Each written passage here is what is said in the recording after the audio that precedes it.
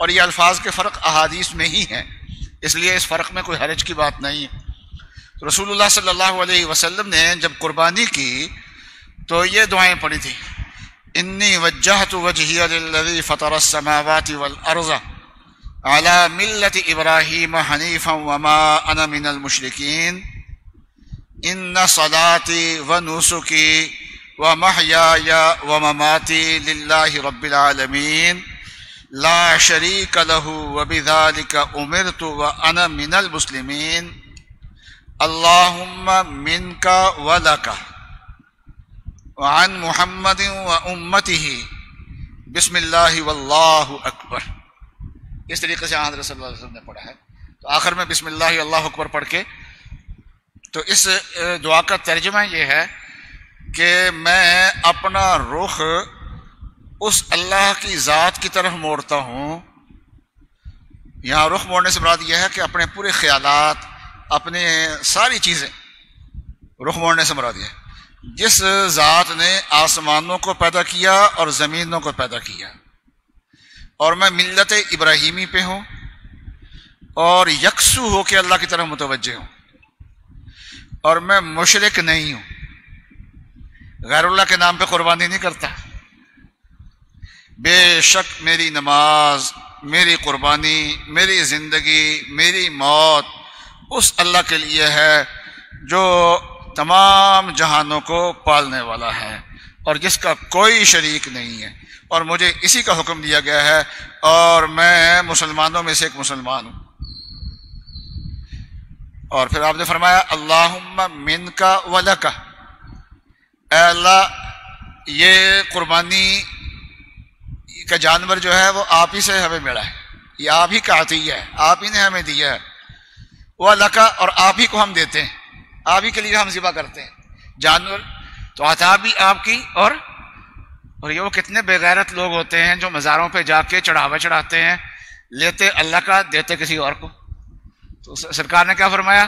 اللہم منک ولک، اے اللہ یہ چیز آپ ہی سے ہم نے لی ہے اور آپ ہی کی بارگاہ میں ہم پیش کرتے ہیں۔ اور فرمایا کہ یہ قربانی جو ہے یہ محمد کی طرف سے ہے اور امت محمد کی طرف سے ہے۔ یہ جو آخری الفاظ ہیں، بعض احادیث سے معلوم ہوتا ہے کہ حضرت صلی اللہ علیہ وسلم نے 2 جانور تھے ذبح کیے تھے، تو جانوروں کے ذبح کرنے کے بعد یہ الفاظ کہے ہیں۔ آخری جو الفاظ ہیں وہ کیا ہے؟ آخری الفاظ دعا میں اللہم منک ولک، یا اللہ یہ آپ ہی سے لیے تھا، آپ ہی کی خدمت میں پیش ہے، آپ کی بارگاہ میں یہ پیش ہے، آپ قبول فرما لیجئے اس کو، اور یا اللہ یہ محمد کی طرف سے اور امت محمد کی طرف سے۔ تو ایک قربانی آپ نے اپنی طرف سے کی اور ایک قربانی اپنی امت کی طرف سے کی حضرت صلی اللہ علیہ وسلم نے۔ اور بعض احادیث میں تھوڑی سی وضاحت ہے کہ امت کے ان لوگوں کی طرف سے ہے جو قربانی نہیں کر سکیں گے۔ تو غریبوں کو بڑا خوش ہو جانا چاہیے کہ چلو آج ہم نے اپنی قربانی نہیں کی، استطاعت نہیں ہے، لیکن ہم خالی بھی نہیں ہیں، ہماری قربانی وہ ذات کر کے گئی ہے جس کی قربانی یقیناً اللہ کی بارگاہ میں قبول ہے۔ تو ایک قربانی، ایک بکرا کئیوں کی طرف سے ہو سکتا ہے، تو بعض فقہا کی رائے یہ ہے کہ ایک بکرا ایک گھر کی طرف سے بھی کافی ہو سکتا ہے، بعض فقہا کی یہ رائے بھی ہے، لیکن امام ابو حنیفہ اور بہت سارے علماء کی رائے یہ ہے کہ نہیں، ایک بکرا ایک آدمی کی طرف سے ہی ہو سکتا ہے، ورنہ پھر بکرے کا اور گائے کا کوئی فرق ہی کوئی نہیں رہ جائے گا۔ گائے میں 7 حصے ہوتے ہیں، بکرا ایک آدمی کی طرف سے ہوتا ہے، اور یہ شریعت نے ہی فرق بیان کیا ہے۔ ہاں البتہ کوئی آدمی قربانی اپنی طرف سے کرے اور اس کا ثواب کئی لوگوں کو پہنچا دے تو یہ ایسا کرنا جائز ہے۔ تو حضرت صلی اللہ علیہ وسلم نے بھی یہ الفاظ جانور ذبح کرنے کے بعد ارشاد فرمائے ہیں کہ یا اللہ یہ محمد کی طرف سے اور صلی اللہ علیہ وسلم اور محمد صلی اللہ علیہ وسلم کی امت کی طرف سے ہے۔ یہ جو آیات حضرت صلی اللہ علیہ وسلم نے پڑھی ہیں، ان آیات کا اگر پس منظر ہمارے ذہن میں ہو تو مزہ آ جاتا ہے۔ پہلا حصہ ہے، مکمل آیت نہیں ہے، آیت سے اقتباس ہے، کچھ الفاظ ہیں جو آیت میں نہیں ہیں، رسول صلی اللہ علیہ وسلم نے آیت سے الفاظ لیے ہیں، اقتباس کیا ہے اس کو۔ تو ابراہیم علیہ السلام جو تھے وہ اپنی قوم کو توحید سمجھاتے تھے، شرک کی نفی کرتے تھے. تو ان کو سمجھانے کے لیے ایک مرتبہ، جو مشرک ہوتے ہیں نا، وہ کبھی کسی کے سامنے سر جھکاتے ہیں، کبھی کسی کے سامنے. اللہ کا شکر ہے کہ اللہ نے ہمیں موحد بنایا، در در پہ ٹھوکریں نہیں ہمیں کھانی پڑتی. وہ کبھی کسی کے سامنے جھکتے ہیں، کبھی کسی کے سامنے جھکتے ہیں. کوئی سانپوں والا مندر ہوتا ہے، کوئی بندروں والا مندر ہوتا ہے، کوئی گائے والا مندر ہوتا ہے، کوئی چوہوں والا مندر ہوتا ہے. تو عجیب و غریب مندر ہے تو بنائے ہوتے ہیں.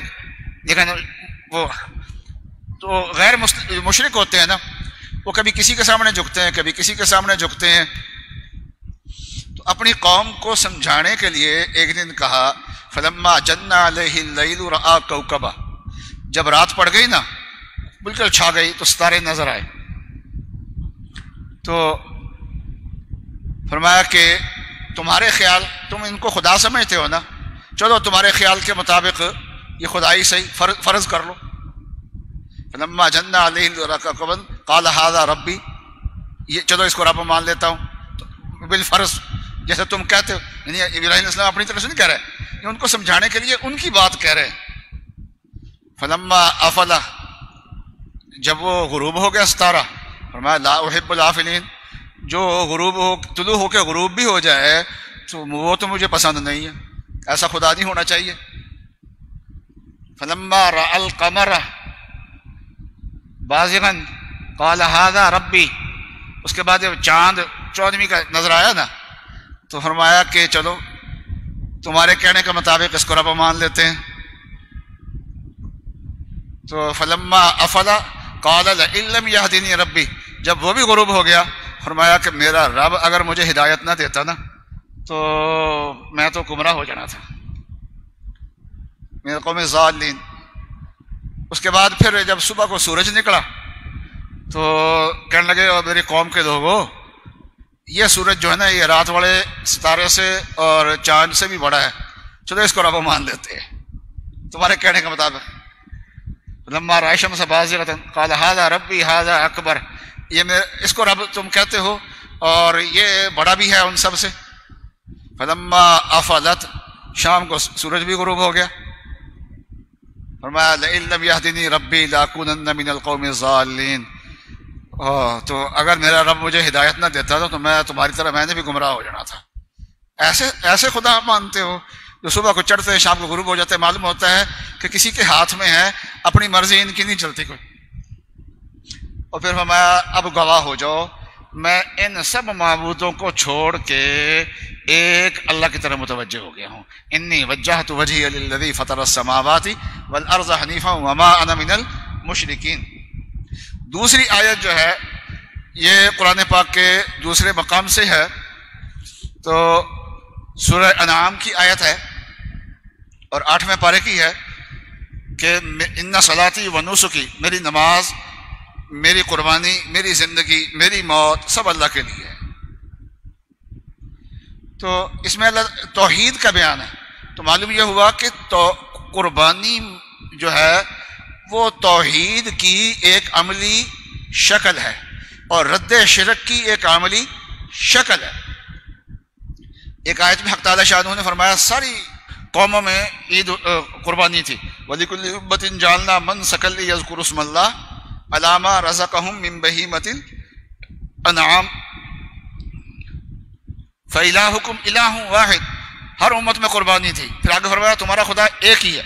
فَلَهُ أَسْلِمُوا، اسی کے آگے سر تسلیم خم ہو جاؤ. وَبَشِّرِ الْمُخْبِتِينَ، جن کے دل اللہ کے سامنے جھک جاتے ہیں.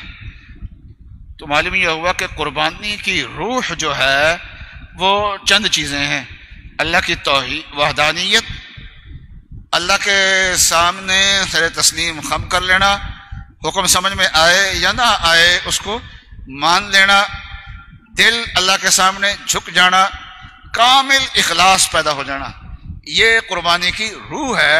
حضرت صلی اللہ علیہ وسلم نے ان آیات سے اقتباس کر کے جب یہ دعا پڑھی ہے تو حضرت صلی اللہ علیہ وسلم نے یہ قربانی کی روح کی طرف اشارہ فرما دیا.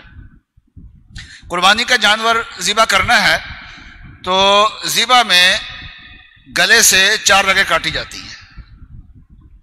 ایک کھانے والی خوراک کی رگ ہوتی ہے، اور ایک سانس کی رگ ہوتی ہے اور 2 رگیں ہوتی ہیں خون کی. کل 4 رگیں ہیں. 4 رگیں کاٹی جاتی ہیں اور اگر ان 4 میں سے کوئی 3 کٹ جائے تب بھی قربانی صحیح ہو جاتی ہے. گلے بعض جانوروں کے ذرا لمبے بھی ہوتے ہیں تو گلا کاٹا جائے جبڑے کے قریب سے کاٹے, سینے کے قریب سے کاٹے, درمیان سے کاٹے, کہیں سے بھی کاٹے. 4 رگیں کٹ جائیں تو جانور حلال ہو جاتا ہے.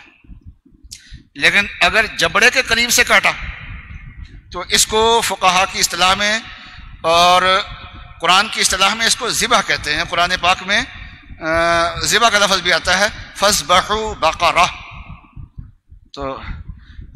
تو اس کو ذبح کہتے ہیں. اور اگر گلے کی 4 رگیں کاٹی جائیں سینے کے قریب سے تو اس کو نہر کہتے ہیں. فَصَلِّ لِرَبِّكَ وَانْحَرْ. تو جانور حلال کرنا کہاں سے حلال کرتے ہیں جی؟ اتنی بات یاد رکھو, گلے سے. گلے کی 4 رگیں کاٹنی ہیں تو گلے کی رگیں منہ کے قریب سے کاٹی تو اس کو کیا کہیں گے؟ ذبح. اور اگر سینے کے قریب سے کاٹی تو اس کو نہر کہہ دیتے ہیں. تو گائے میں, بکری میں اور اس قسم کے جانوروں میں ذبح افضل ہے. اگر کسی نے نہر کر دیا جانور تب بھی حلال ہو جائے گا, لیکن ذبح بہتر ہے, افضل ہے جی. اور اونٹ میں نہر افضل ہے, یعنی اس کا گلا بہت لمبا ہوتا ہے تو سینے کی طرف والا جو حصہ ہے گلے کا اس کو کاٹا جائے, یہ زیادہ بہتر ہوتا ہے. اونٹ کو نہر کرے, چاہے کھڑا کر کے کرے, چاہے بٹھا کے کرے, چاہے لٹا کے کرے, جیسے کریں گے, لیکن گلے سے 4 رگیں کٹ جائے تو اونٹ حلال ہو جائے گا. لیکن حضرت صلی اللہ علیہ وسلم کا طریقہ کیا ہے, اور عرب میں جو طریقہ راج تھا وہ یہ تھا کہ اونٹ کھڑا ہوتا تھا اور اس کا بایاں اگلا جو پاؤں ہے اس کو دوہرا کر کے رسی سے باندھ دیتے تھے تو 3 سے وہ چل نہیں سکتا. تو اس طریقے سے اس کی گلے پہ چھری پھیر دیتے تھے تو وہ پھر ظاہر بات ہے کہ جب خون بہے گا تو چند سیکنڈوں میں یا منٹوں میں وہ نیچے گر جائے گا, تو وہ خود بخود نیچے گر جاتا تھا اور بھاگنے کے وہ قابل نہیں ہوتا تھا. اور بعض لوگ جو ہیں وہ اونٹ کو 2 جگہ چھری پھیرتے ہیں, کوئی 3 جگہ چھری پھیرتا ہے. ایسا نہیں کرنا چاہیے, ایک ہی جگہ چھری پھیری جاتی ہے, اسی میں 4 رگیں کٹ جائیں. عرب کے لوگ جو ہیں ان کے قصائی میں نے دیکھے ہیں, سوری شام کے قصائی یا مصر کے قصائی سعودی عرب میں, تو چھری ان کی بڑی تیز ہوتی ہے اور مہارت بھی ہوتی ہے. تو وہ ایک ہی وار میں چھری پھیرتے ہیں تو ساری رگیں کاٹی جاتی ہیں. تو وہ اونٹ کا ایک پاؤں بھی نہ باندھا ہو تب بھی وہ نہر ٹھیک ہو جاتا ہے اور اونٹ بھاگتا نہیں ہے. اور ہمارے ہاں اتنی مہارت نہیں ہوتی اور چھری یوں پھیرتے رہتے ہیں, یوں کر کے نا یوں پھیرتے رہتے ہیں 30 سیکنڈ 1 منٹ, تو اتنی دیر میں وہ اونٹ جو ہے وہ بدک سکتا ہے. تو اس لیے اس میں نقصان کا اندیشہ ہے. تو جس کو مہارت ہو اس کو تو چاہیے کہ اسی طریقے سے ذبح کرے, کھڑا کر کے. اور اگر مہارت نہ ہو اور اندیشہ ہو کہ ذبح کرتے ہوئے طوفان کھڑا ہو جائے گا, یہ اونٹ بھاگ پڑے گا, تو پھر بٹھا کے ٹانگیں باندھ کے پھر اس کو نہر کرنا زیادہ بہتر ہے اس صورت میں. لیکن جس کو آتا ہو طریقہ اس کے لیے وہی جو اعظم کا اصل طریقہ ہے, اصل وہی ہے, اسی کو اختیار کرنا چاہیے. اور کچھ ذبح کے کچھ آداب ہیں وہ بھی میں آپ سے عرض کر دیتا ہوں اس وقت.